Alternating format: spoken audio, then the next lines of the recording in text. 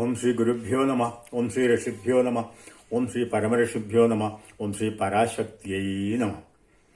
ഋഗ്വേദത്തിലെ 1-ാം അധ്യായത്തിൽ 142-ാമത്തെ മന്ത്രമാണ് ഇവിടെ പറയാൻ വേണ്ടി പോകുന്നത്. യേയജത്രായേഢ്യാം സ്തേദേ പിബന്തു ജിഹ്വയാ മധോരഗ്നേ വഷ്ടകൃതി.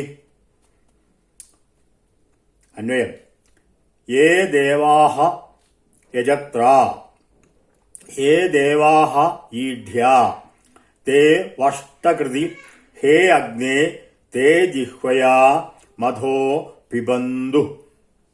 അതാണ് അന്വയം.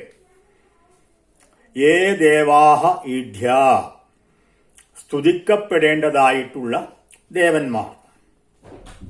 വഷ്ടകൃതി, വഷ്ടാകാരയുക്തമായ ഈ യാഗത്തിൽ വൃത്താകൃതിയിലുള്ള അഗ്നികുണ്ഡം ജ്വലിക്കുന്നതായിട്ടുള്ള യാഗവേദിയിൽ തേ ജിഹ്വയാ, അഗ്നിനാവിലൂടെ ദേവന്മാർ മധുരമായ സോമരസം സ്വീകരിക്കട്ടെ.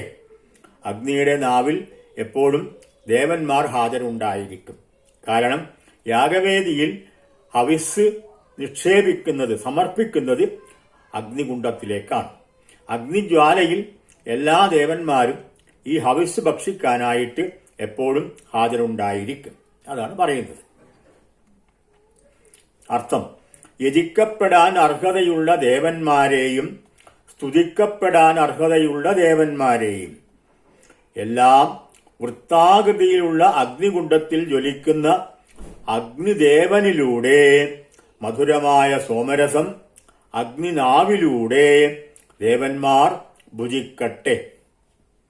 അഗ്നിയിലേക്കാണ് സോമരസം മുതലായിട്ടുള്ള ഹവിസ് നാം സമർപ്പിക്കുന്നത്. അതുകൊണ്ട് ആ ഹവിസ് ഭക്ഷിക്കാനായിട്ട് ദേവന്മാർ അഗ്നിയുടെ നാവിൽ എപ്പോഴും ഹാജരുണ്ടായിരിക്കും. ആ ദേവന്മാരെയാണ് നാം യാഗവേദിയിൽ ആഹ്വാനം ചെയ്യുന്നത്. വേദപണ്ഡിതന്മാരായിട്ടുള്ള ഋത്വിക്കുമാർ യാഗവേദിയിൽ വെച്ച് മന്ത്രസ്തുതികളിലൂടെ ദേവന്മാരെ യാഗവേദിയിലേക്ക് ആഗതന്മാരാവാനായിട്ട് സ്വാഗതം ചെയ്യുന്നു, ക്ഷണിക്കുന്നു. അതാണ് വേദമന്ത്രങ്ങൾ.